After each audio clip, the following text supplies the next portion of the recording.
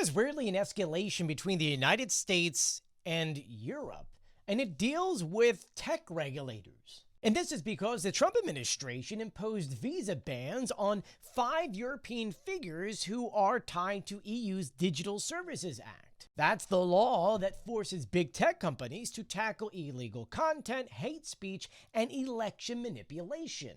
And this is because U.S. Secretary of State Marco Rubio claims that EU regulators are pressuring U.S. platforms to silence American viewpoints. Europe, on the other hand, extremely much disagrees with said statement. Because according to Europe, they say that these platforms have done really 4 different things. A, it spread illegal content extremely quickly, something that, yes, I could definitely say we've seen that a lot on this platform and other platforms. It amplifies certain hate speech, and sometimes, yes, platforms do that. It does allow election interference, which we see that with countries like RU, who does that to every country. And they operate with very little transparency. And so Europe put together new laws to help fix those things. And while the United States says, no, that's not happening, that's a problem.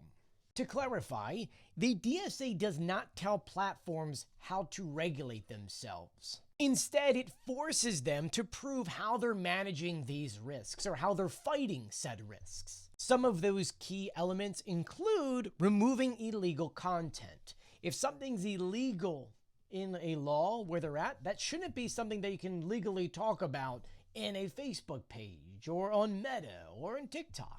That includes things such as terrorism content or fraud or some forms of hate speech. Next, large platforms must analyze how their systems work.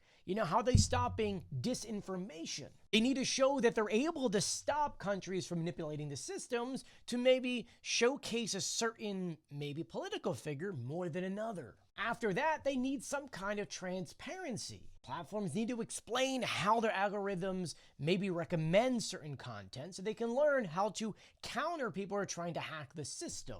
By that, we're referring to other countries. But the thing that I think maybe the United States doesn't understand is that there are different laws in Europe versus the United States. In the US, these media companies regulate themselves. In Europe, it's the countries that regulate the social media. And while the EU law says it should only apply to things happening in our countries, the United States is saying, well, no, you doing this actually hurts American companies globally. And that's where and why the United States is now putting certain restrictions onto Europe, potentially even sanctions. But let me know what you think about this in the comment section below. It is definitely something that I think is going to get bigger in the next few weeks.